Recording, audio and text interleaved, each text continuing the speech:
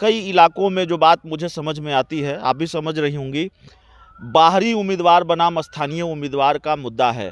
अब इसके फ़ायदे नुकसान को भी हम समझने की कोशिश करेंगे और किन सीटों पर है ये भी दर्शकों को बताना ज़रूरी है कि किन सीटों पर बाहरी उम्मीदवार बनाम स्थानीय उम्मीदवार का मुद्दा है। कई सीटें जो मेरी हो सकता है मैं जो बात कहूँ उससे ज़्यादा, उससे अलावा भी इतर भी कुछ सीटें हो सकती हैं, लेकिन जैसे आप समस्तीपुर की सीट ले लीजिए, वहाँ बाहरी उम्मीदवार बनाम स्थानीय उम्मीदवार का मसला है।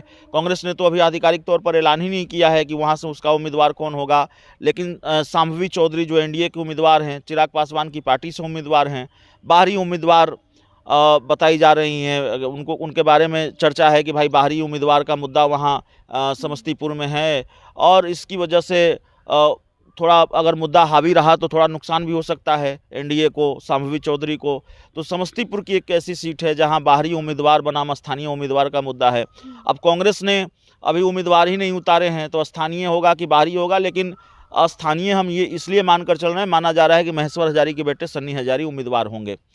अब देखिए निधि, समस्तीपुर की बात हो गई, अभी और भी कई दूसरी सीटें हैं। अब जैसे नवादा की सीट ले लीजिए।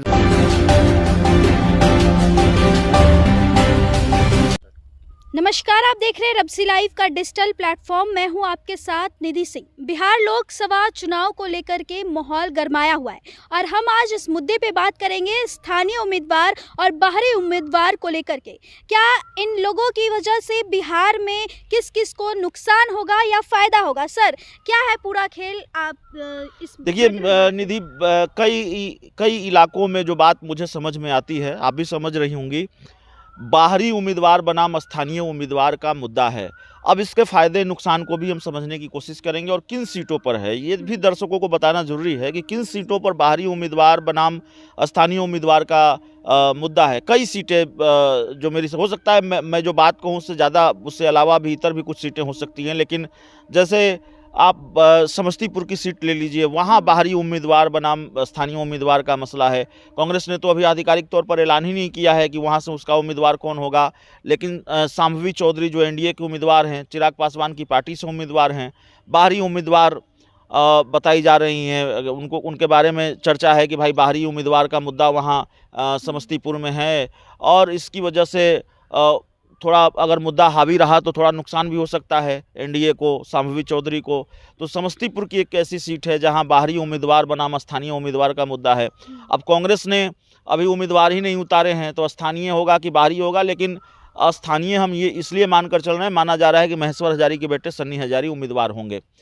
अब देखिए निधि, समस्तीपुर की बात हो गई, अभी और भी कई दूसरी सीटें हैं। अब जैसे नवादा की सीट ले लीजिए, विवेक ठाकुर वहाँ से भारतीय जनता पार्टी के उम्मीदवार हैं, बाहरी उम्मीदवार ही बताए जा रहे हैं। वहाँ भी बाहरी और स्थानीय उम्मीदवार का मामला है, बाहरी और स्थानीय उम्मीदवार के बीच लड़ाई है और बाहरी और स्थानीय का मुद्दा है।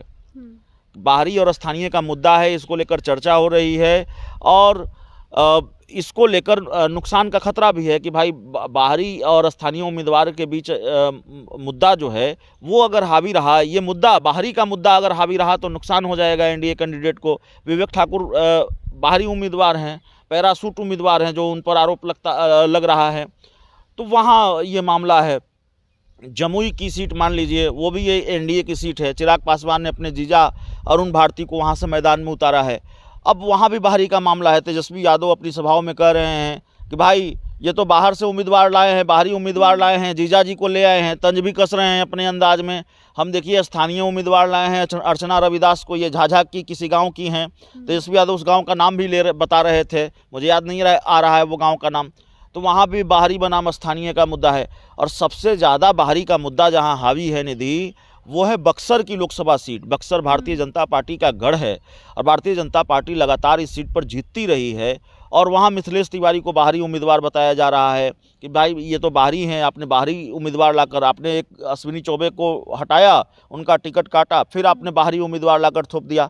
तो बाहरी उम्मीदवार का मुद्दा है। तो ऐसी कई सीटें हैं, हो सकता है मैं 2-4 और सीटों का नाम भूल रहा हूँ, हो सकता है ऐसी कई और सीटें हों, लेकिन ये सारी जो सीटें हैं उस पर बाहरी और स्थानीय का मुद्दा चल रहा है। अगर ये मुद्दा हावी हुआ, अगर इस मुद्दे को भुनाने में दूसरी पार्टियां कामयाब रहीं, अगर जैसे नवादा में आरजेडी इसको भुनाने में कामयाब रही, जमुई में आरजेडी इसको भुनाने में कामयाब रही, बक्सर में आरजेडी इसको भुनाने में कामयाब रही, समस्तीपुर में अगर कांग्रेस इसको भुनाने में कामयाब रही, तो जाहिर तौर पर इससे एनडीए का नुकसान होगा, एनडीए की सीटों का नुकसान होगा।